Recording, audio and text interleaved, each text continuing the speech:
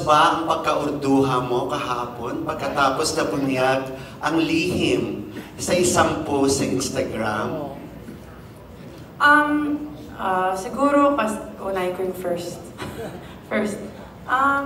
Kasi si Jem, yung character ko, she has kailangan niyang tumulong sa tao, kaya siya nagpulis. Kasi gusto niya talaga maging protector ng mga tao.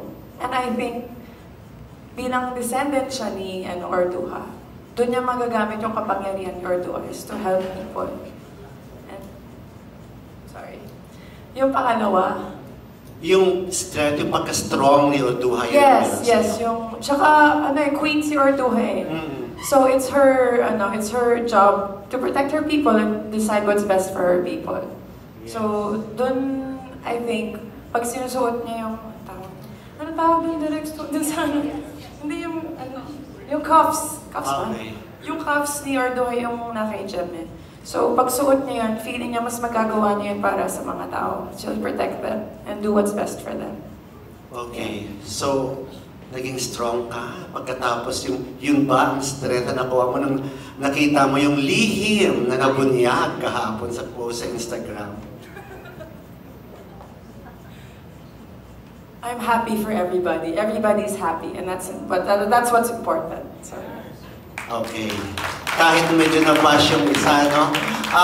Okay naman kayo ni Vin. Nagkatrabaho kayo this time ni Vin. Okay Never pa. Actually, feeling ko nga ang saya kasi dito kami mas magiging close. And talagang, yun nga yung sinabi ko kanina, when I'm on a set, gusto ko maging family ko din yung mga kasama ko. And to have him here, syempre, mas magiging ka-close ko siya. And yun, muntik na ako magsabi ng spoiler. Basta panoorin nyo na lang po.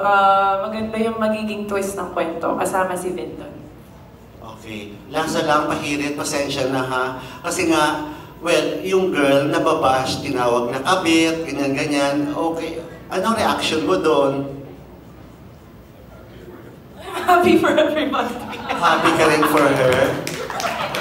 Basta happy na lang. No, but seriously, di ba? After ng pandemic, lahat tayo dumaan through some sort of depression, and just to be happy is a blessing already. So talagang, that's coming from, no joke, I'm just happy that everyone's finding their happiness. Okay. Okay, thank you very much. We're done.